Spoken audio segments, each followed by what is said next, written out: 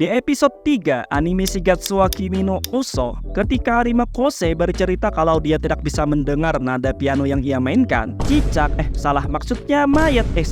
maksudnya Kaori menyemangati Arima dengan kalimat, "Kau harus tetap bermain walaupun tidak bisa mendengar." Tirulah perjuangannya Beethoven.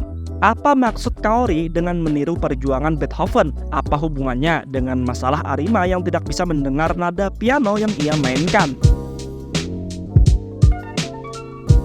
Kita tahu Arima Kose tidak bisa mendengar nada piano yang ia mainkan, bukan karena tuli secara fisik, melainkan karena trauma.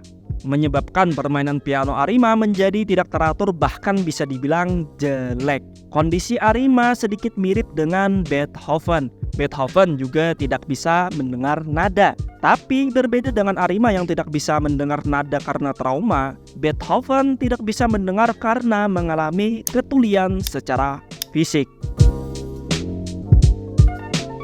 Bagi kalian yang tidak tahu siapa itu Beethoven, Beethoven atau Ludwig van Beethoven adalah seorang komposer dan pianis hidup di akhir abad 18 sampai awal abad 19. Terkenal dan menjadi salah satu orang yang sangat berpengaruh sepanjang masa dalam dunia musik. Beethoven bukan cuma dikagumi karena karya-karyanya yang fenomenal dan inovatif, tapi juga karena perjuangannya dalam bermusik. Salah satu perjuangan yang ia hadapi adalah kondisi pendengarannya yang menurun. Pendengaran Beethoven mulai menurun ketika berusia di 30 tahunan, terbilang muda untuk penderita penurunan pendengaran. Tidak diketahui pasti apa penyebab penurunan fungsi pendengaran Beethoven. Namun ada beberapa teori umum yang berkaitan dengan kondisi fisiknya, seperti genetik, sifilis, otosklerosis, dan lainnya. Mengetahui pendengarannya yang mulai menurun, Beethoven merasa depresi atas apa yang ia derita. Atas nasihat dari dokter di tahun 1802, Beethoven meninggalkan Wina, pergi untuk mencari ketenangan dan mencoba berdamai dengan kondisi kesehatannya di kota terdekat bernama Heiligenstadt. Di kota ini tempat ia tinggal, Beethoven menulis surat kepada saudara-saudaranya yang pada akhirnya tidak ia kirim. Kumpulan surat ini dikenal sebagai Heiligenstadt Testament yang ditemukan setelah kematiannya. Dalam suratnya ini banyak kalimat-kalimat yang menggambarkan depresinya Beethoven sekaligus harapannya. Dalam surat ini juga terdapat kalimat yang mengatakan kalau Beethoven ingin mengakhiri hidup. Pendengarannya yang mulai lumpuh sangat amat membuatnya menderita. Beethoven juga menghindari orang-orang karena takut kondisinya diketahui oleh khalayak umum. Akan sangat merugikan bagi dia yang seorang musisi namun diketahui memiliki pendengaran yang buruk. Di tengah frustasi, penderitaan, dan depresi yang teramat-amat berat karena kondisi pendengarannya yang semakin menurun, Beethoven memutuskan untuk tetap melanjutkan hidup melalui karya seninya.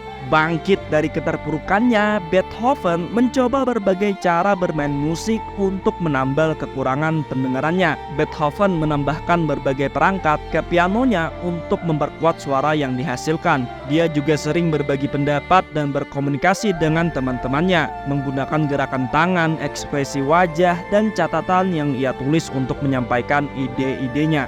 Dari semua hal yang ia coba, ingatannya lah yang menjadi senjata utama untuk berkarya. Beethoven memiliki ingatan yang sangat kuat akan nada semenjak ia bergelut di dunia musik dari masa kanak-kanak. Ditambah dengan imajinasinya, Beethoven mampu membayangkan suara dari nada-nada yang ia ingat dalam kepalanya. Bukannya mengalami penurunan dalam hal kualitas, Beethoven malah semakin menjadi-jadi dalam hal kreativitas. Kondisi fisik yang dulunya membuat Beethoven jatuh depresi, kini dia menganggapnya sebagai tantangan dalam bermusik. Bahkan bisa dibilang kondisinya ini menjadi pemicu peningkatan kreativitas Beethoven.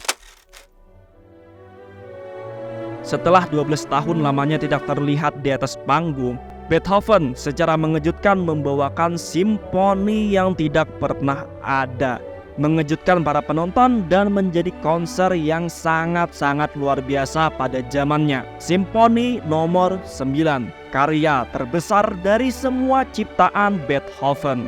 dan menjadi karya yang merevolusi format simfoni pada masa itu. Simfoni yang dulunya tidak ada vokal dalam formatnya, Beethoven merombak format tersebut dengan memasukkan vokal paduan suara. Memasukkan Ode to Joy, puisi karya Friedrich Schiller pada bagian akhir yang dinyanyikan paduan suara, lirik tentang persaudaraan, kebebasan, dan kebahagiaan, menjadikan simfoni yang ia ciptakan kekal sepanjang masa sebagai simbol perjuangan dan keadilan.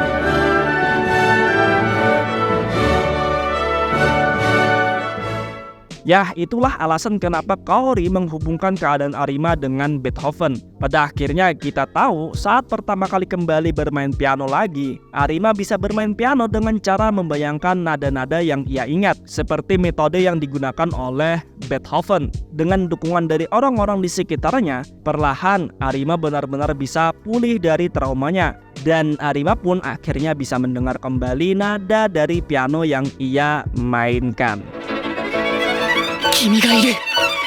Oke kawan, sampai di sini aja ceritanya. Kalau ada tambahan atau koreksi silahkan tulis di kolom komentar. Jika kalian suka konten-konten seperti ini, jangan lupa like dan subscribe channel Seputar Otaku. Biar tidak ketinggalan update, kalian bisa ikuti media sosial Seputar Otaku di @seputarotaku atau kunjungi website seputarotaku.com. Terima kasih sudah menonton. Akhir kata, see you next time and goodbye.